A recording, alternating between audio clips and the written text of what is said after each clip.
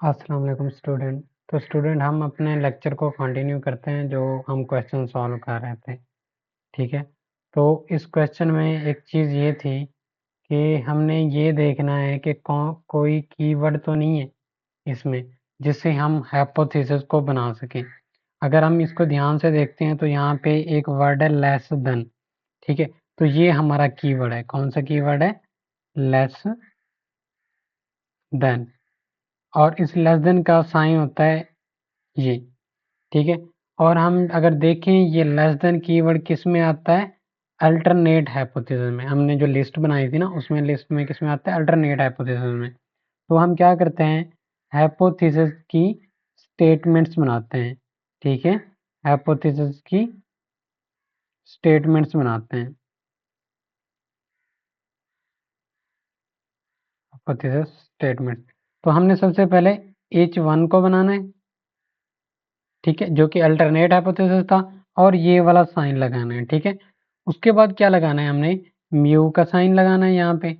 अब हमने ढूंढना है कि इस स्टेटमेंट में म्यू कौन सा है। ठीक है, म्यू कौन सा होता है? म्यू का मतलब होता है मीन होगा, लेकिन किसका? पॉपुलेशन का। अब इसमें हमने पॉपुलेशन का मीन ढूंढना है। ठीक है, अगर हम देखें यहाँ पे A factory claims that the average length of bolts is produced is 10 cm। ठीक है, तो म्यू इसमें कितना है? 10 है। क्यों? क्योंकि इस लाइन में देखें एवरेज तो दिया हुआ है, मीन तो दिया हुआ है, एवरेज मीन को ही कहते हैं। मीन तो दिया हुआ है लेकिन यहाँ पे कहीं भी सैंपल का जिक्र नहीं है। अगर सैंपल का जिक्र नहीं है तो ये किसका मीन हो गया? पॉपुलेशन का मीन हो गया। इसीलिए ये यहाँ पे इसकी वैल्यू 10 आएगी। और अगर इसकी बेस पे हमारे पास अल्टरनेट हाइपोथेसिस बन गया, अब इसकी बेस पे हम नल हाइपोथेसिस को बनाते हैं। अब यहाँ पे क्या आएगा? म्यू। अब जो यहाँ पे साइन है इसको आपने उल्टा कर देना है, फिर नीचे ये वाला साइन लगा देना है। ठीक है, तो हमारे पास ये क्या बन जाएगा? Null hypothesis. उसके बाद हमने क्या बनाना है? Significance level. Significance level. Significance level कितना दिया हुआ है? अल्फा से शो करते हैं इसको, जो कि यहाँ पे कितना है? 5%। और कॉन्फिडेंस लेवल अगर हम इसका देखें तो 95%। 100 माइनस 5 करेंगे तो 95% बनता है। ठीक है, आगे हम क्या करते हैं? टेस्ट की स्टेटिस्टिक फाइंड करते हैं। ठीक है, इसको थोड़ा सा स्क्रॉल डाउन कर लेते हैं। अच्छा, उसमें हम क्या करेंगे? हम यहाँ पे ये देखेंगे टेस्ट की स्टेटिस्टिक में फार्मूला कौन सा यूज होता है? टेस्ट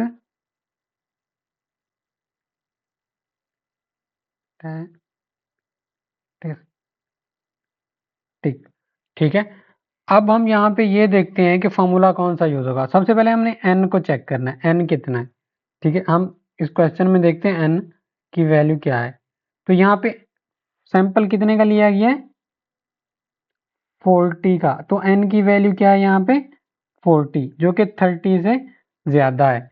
तो यहाँ पे जी टेस्ट परफॉर्म होगा।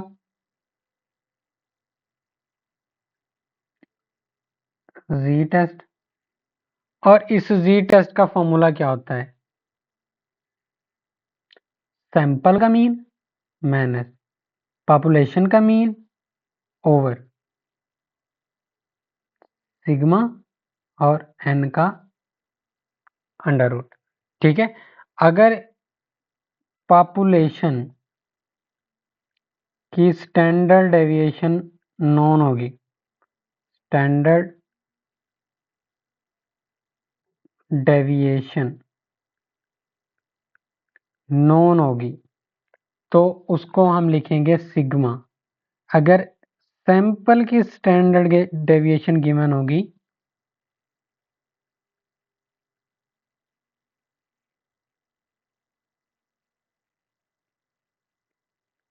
तब हम लिखेंगे एस। ठीक है, तो ये फॉर्मूले में कैसे पता चलेगा, क्वेश्चन में कैसे पता चलेगा कि वो एस है या सिग्मा है? बात फिर वहीं आ जाती है, अगर सैंपल के साथ लिखी गई हो स्टैंडर्ड डेविएशन, ठीक है, तो वो एस होता है। हम इस स्टेटमेंट में देखते हैं, देखिए a sample of 40 bolts shows a mean length of 9.8, ठीक है, विद अ स्टैंडर्ड डेविएशन। तो ये सैंपल की स्टैंडर्ड डेविएशन दी गई है, तो ये क्या होगा, एस होगा, सिग्मा नहीं होगा, एस होगा 0.5 cm, ठीक है। तो ये एस है, सिग्मा नहीं है। तो हमारा फार्मूला ये जो हमने नीचे लिखा है, यहाँ पे सिग्मा की जगह एस आएगा। क्या आएगा, सिग्मा की जगह एस आएगा, ठीक है। अब हम क्या करते हैं, उसके बाद कैलकुलेशन थी इसकी, कैलकुलेशन। अब बस फार्मूले में वैल्यूज पुट करनी है। z is equal to x bar, कितना है, एक्स बार, यहाँ पे देखें shows a mean length of 9.8 cm। तो सैंपल का मीन कितना है, एक्स कितना है, एक्स बार 9.8। तो हम क्या करते हैं, एक्स बार को नीचे यहाँ पे लिख लेते हैं। एक्स बार कितना था, 9.8 माइनस 10, और उसके नीचे क्या था, एस। एस हमारे पास था कितना, देख लेते हैं, 0.5, 0.5, और हमारे पास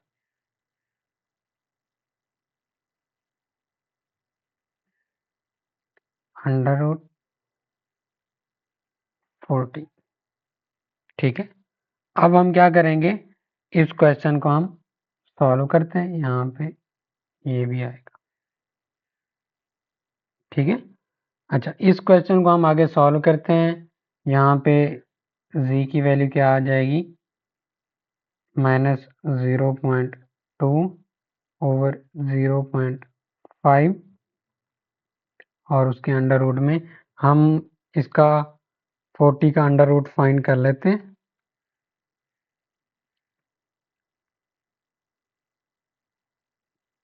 अंडर रूट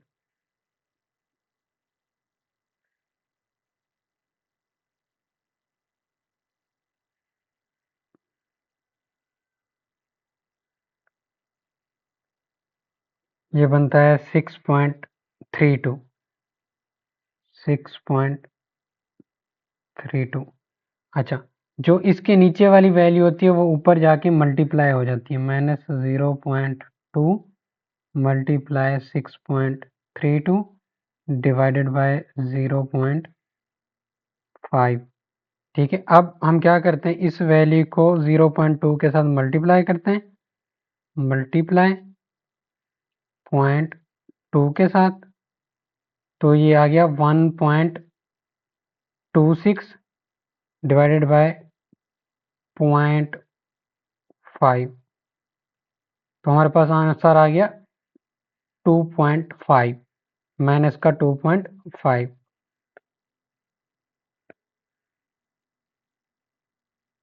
2.53 कर लेते हैं, 2.53।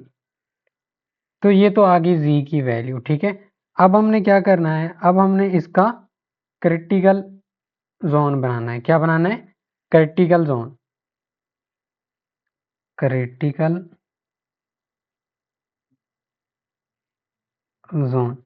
क्रिटिकल जोन समझने से पहले हमें वन टेल और टू टेल का पता होना चाहिए। अगर अल्टरनेट H1 में इक्वल का साइन है तो, नॉट इक्वल का साइन है तो ये टू टेल होगा। अगर H1 में इन दोनों में से कोई भी साइन है, ठीक है, तो ये क्या होगा, वन टेल। और वन टेल में अगर ये वाला साइन होगा, मतलब इसका जो ये टेल है, ये देखिए राइट साइड की तरफ है, तो ये राइट टेल है। और अगर इसका साइन ऐसा होगा इस साइड पे, तो देखिए ये टेल है तो ये लेफ्ट साइड पे है, तो ये लेफ्ट टेल होगा। ठीक है, अब हम देखते हैं हमारा कौन सा टेल है इसमें क्वेश्चंस में। तो यहाँ देखें ये लेफ्ट टेल है। अगर हम H1 में देखें तो कौन सा साइन है, ये वाला, तो ये क्या है, लेफ्ट टेल है। तो लेफ्ट टेल में एक बात याद रखनी है, सबसे पहले जब क्रिटिकल बनाने लगे तो आपने क्या करना है, जी कैलकुलेटेड वही सिंबल लगाना है जो आपने वहां पे लगाया था। लेफ्ट टेल का सिंबल था अल्टरनेट में, यहाँ भी वही सिंबल लगाना है, और जी यहाँ पे टेबल से हमने देखना है। ठीक है, लेकिन एक चीज और करनी है आपने, अगर यहाँ पे लेफ्ट टेल होगा तो उस वाली वैल्यू को आप नेगेटिव में लिखेंगे। ये लेफ्ट लेफ्ट टेल है तो यहाँ पे माइनस का साइन लगा देना है। ठीक है, क्या लगा देना, माइनस का साइन। अब हम करते हैं, हम आगे ये जोन बना लिया हमने, अब कंपैरिजन करना है। क्या करना है, कंपैरिजन।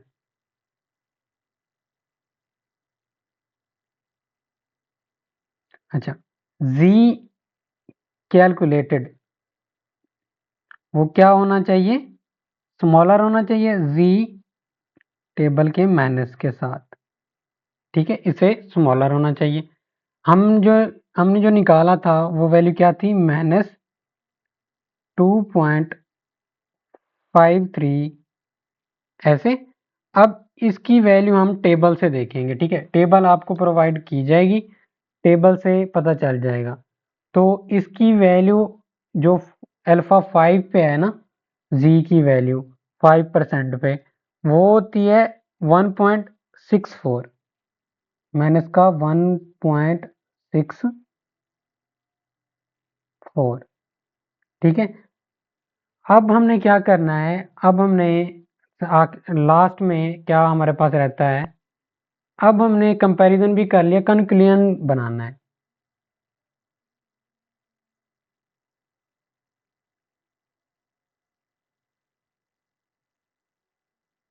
अगर ये वाली स्टेटमेंट हमारे पास ट्रू होती है, ट्रू का मतलब अगर ये चीज स्मॉलर है इससे, जो कि है, तो हम ये किसकी बेस पे ये वाला क्रिटिकल रीजन बनाया था, अल्टरनेट हाइपोथेसिस की बेस पे, उस साइन की बेस पे। ठीक है, तो अल्टरनेट जो H1 है उसको हम एक्सेप्ट कर लेंगे, और H0 जो है उसको रिजेक्ट कर लेंगे, क्योंकि हमने ये जो क्रिटिकल जोन बनाया था किसकी बेस पे बनाया था, H1 की बेस पे। तो अगर ये ट्रू होता है तो हमारा H1 ट्रू होगा। तो आपने जो एग्जाम में लाइन लिखनी है वो क्या लिखनी है, इसमें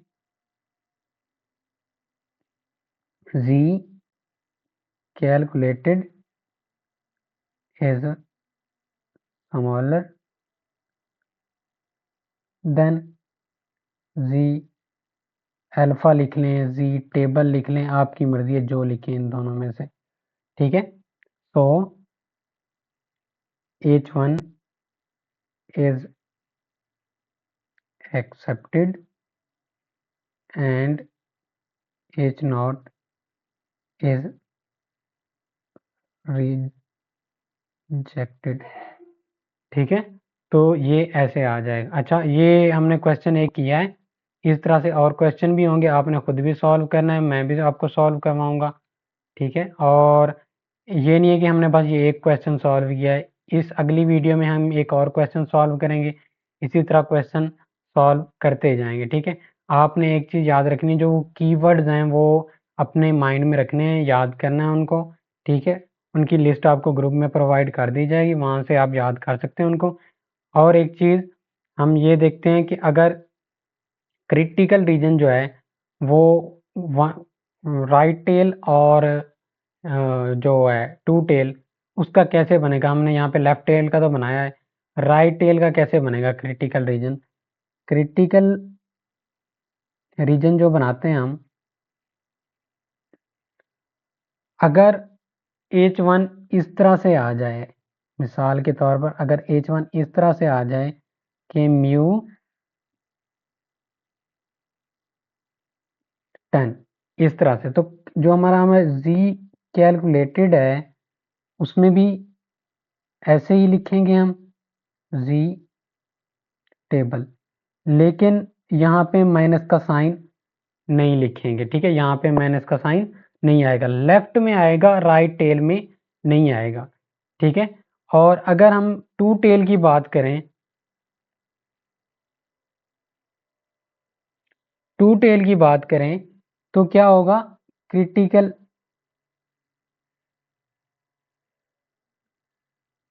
रीजन। जी कैलकुलेट क्या हो, या तो ग्रेटर हो, पॉजिटिव जी टेबल्स हैं, या जी कैलकुलेटेड स्मॉलर हो नेगेटिव जी टेबल की वैल्यू से। क्योंकि जब टू टेल की बात होती है तो हम जो जी की वैल्यू टेबल से देखते हैं उसको पॉजिटिव भी लिखते हैं, नेगेटिव भी लिखते हैं, ठीक है। या पॉजिटिव से ग्रेटर हो या नेगेटिव वैल्यू से स्मॉलर हो, तो कौन सा ट्रू होगा, H1 एक्सेप्ट होगा और H0 रिजेक्ट होगा। और अगर इनकी वैल्यू दोनों की गलत आ जाती है, ठीक है, ये ट्रू नहीं होती, तो क्या होगा, H0 एक्सेप्ट होगा और H1 रिजेक्ट होगा, ठीक है। उम्मीद है आपको ये क्वेश्चन समझ आया होगा। अगर आपको और लेक्चर चाहिए और आपको और चाहते हैं कि और क्वेश्चन सॉल्व हों, तो आप चैनल को सब्सक्राइब ज़रूर करें, ग्रुप को ज्वाइन भी ज़रूर करें, वीडियो को लाइक करें, उससे हमें थोड़ी सी मोटिवेशन मिलती है। इसी तरह से हम और क्वेश्चन भी सॉल्व करेंगे जी टेस्ट और टी टेस्ट के रिलेटेड। और ये हमारा लास्ट क्वेश्चन नहीं था, हम और भी वीडियोस बनाएंगे और भी क्वेश्चन सॉल्व करेंगे, ठीक है। तो इसको ज़रूर लाइक करें। आज तक के लिए इतना ही। अल्लाह हाफिज़।